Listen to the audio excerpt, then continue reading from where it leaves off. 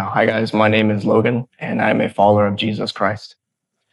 I grew up in a home where my mother was a believer and my father was not until I was around a teenager. My father was military, so I grew up with very strict rules and a strict household on there. I was forced to go to church and to youth group on there. I had no interest because when I went to youth group and church on there, I was very bullied at the church.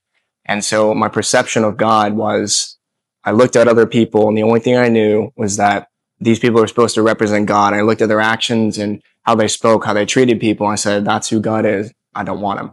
I didn't like the attitudes that they gave people and just the way they treated people. And I thought that's who God was. So that's a perception of how I grew up of who Christ was.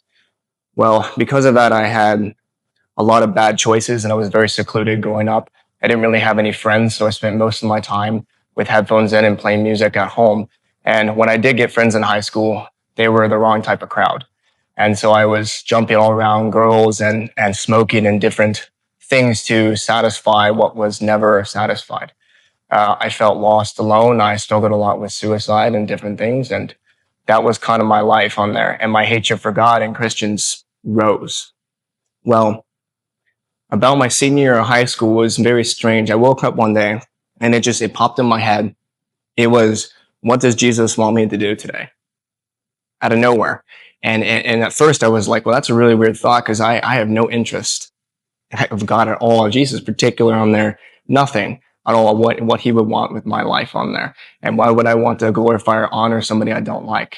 And so that entire year was just a strange chain of events. My friends would invite me to go do stuff and it'd be in my head, is this what God wants with me? Is this something that God would be happy with? And at the same time, I'd be fighting this in my head, like, why would I care? Well, I ended up going to Liberty University. And the first month on there was there, I realized that everybody had planned to be on this hall together. So they all had their little cliques and groups and I was immediately rejected. So I looked at them and I thought, this is typical. It's the typical Christians that I've always known growing up. Nothing changes. Well, there was a few guys that also were in the same situation and we kind of formed a group on there. And one of them was the son of a pastor. And he said, why don't we form a Bible study? I thought, done it a million times, might as well.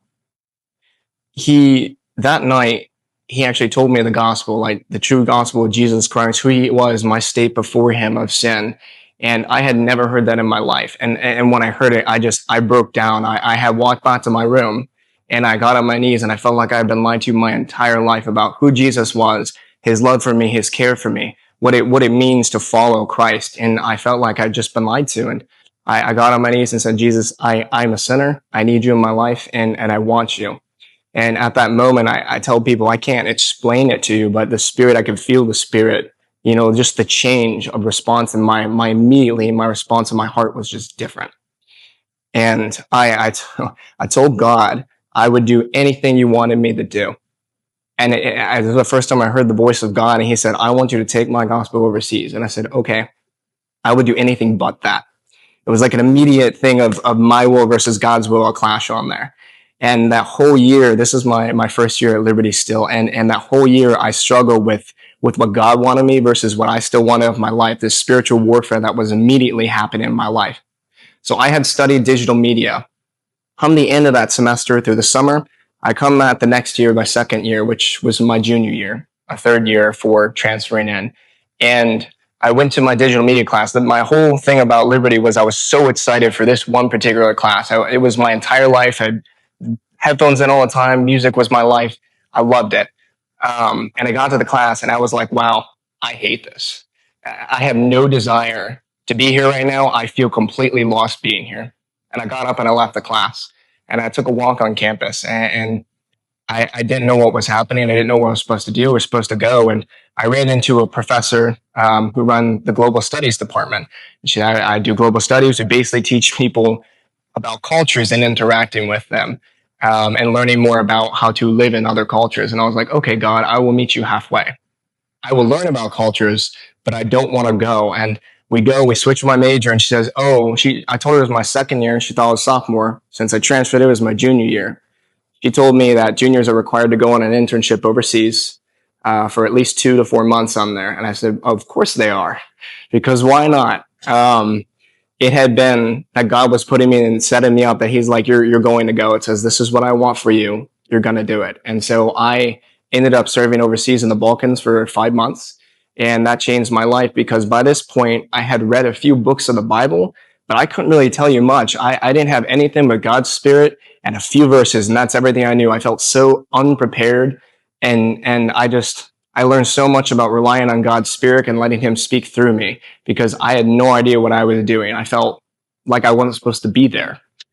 I get back, and this is my senior year, and the guys that I had hung out with my first year on there, another group of guys I ended up meeting, were not the best crowd, and I had agreed to live with them. So I came back to an apartment of 5 guys who always had girls and alcohol and different things everywhere, and I just was in this kind of state where I was just kind of upset and angry all the time this year. And it ended up being in January that COVID had hit for the first time on there. And I was coming back from my philosophy class, and I got a phone call from my dad that my mom was in the hospital.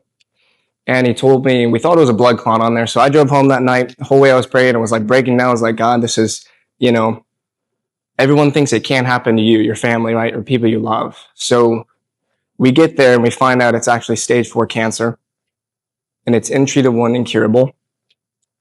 And the doctor gave us like a month on there, and God blessed us with like 3 months. But she passed away on my birthday. And I was very angry and very upset and lost again. I prayed every day, every night, and I felt like God wasn't listening.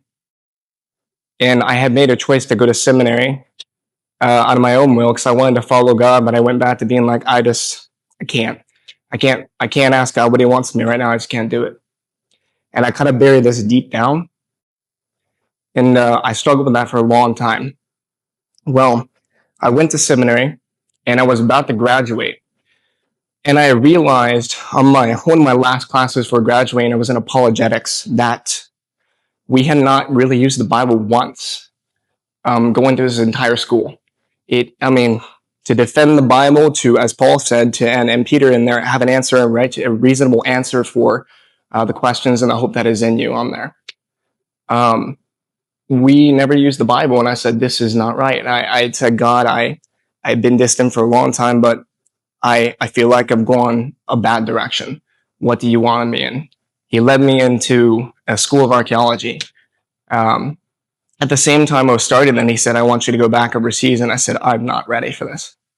And he says, well, I want you to go. And I ended up going back to the Balkans, where formerly a friend of mine who was a Muslim on there was the 3rd believer in 20 years at this place. And now I got to go back and disciple him, which was a whole incredible thing. But at the time I was doing that, I traveled around a lot, and I excavated different locations and did ministry. And one of the times I was excavating on there, my last official excavation overseas, I hurt my back pretty badly, and I had to go home, and I ended up having surgery on my spine, and the doctor said I might not be able to walk again. And I said, well, part of me was again upset, but another part of me was like, I can still share the gospel. I can still serve Jesus. So it is what it is on here. And God had, after the surgery, God had placed before me a choice what I was going to do. And I was like, okay, God, I'm going to do what you want me to do. And so I sat and I recovered. I was finishing my master's on there, and I was doing this at a local coffee shop, doing ministry the whole time. So the barista's there, same place every day. And I told God on there that, what do you want me to do next? And it ended up being that they offered me a job as the manager at the coffee shop. And so I ended up becoming the manager for a year and a half, and I recovered, and God allowed me to walk, lift, run, and everything again by his grace and his mercy on there. And it's truly a blessing. And then I pray where he wants to go me next. And I've been preparing for the last year, told me it's time to start preparing to leave again. And so I'm just waiting for what God has for me next. It's an unknown on there, but God doesn't promise us every single answer, right away. He doesn't even have to reveal it to us. He just says, Here's what I want you to do. Trust me. And sometimes he puts us in situations that we don't want to be in, but that's kind of the point. It's not about us. It's about him. Um, and that's how I came to know Jesus and my walk along the way. And if I have advice for anybody out there, the first thing would be that if you ever feel alone, like you're just lost, like nobody cares for you, Jesus does. He genuinely loves you more than you could ever know. And for the believers that are out there, if you're watching this, follow God's will. Because even as a believer, people can strive to fight on there. I promise you that it may not be the prettiest thing at times on you, but I promise you, it is the greatest decision you'll ever make to follow God's will for your life.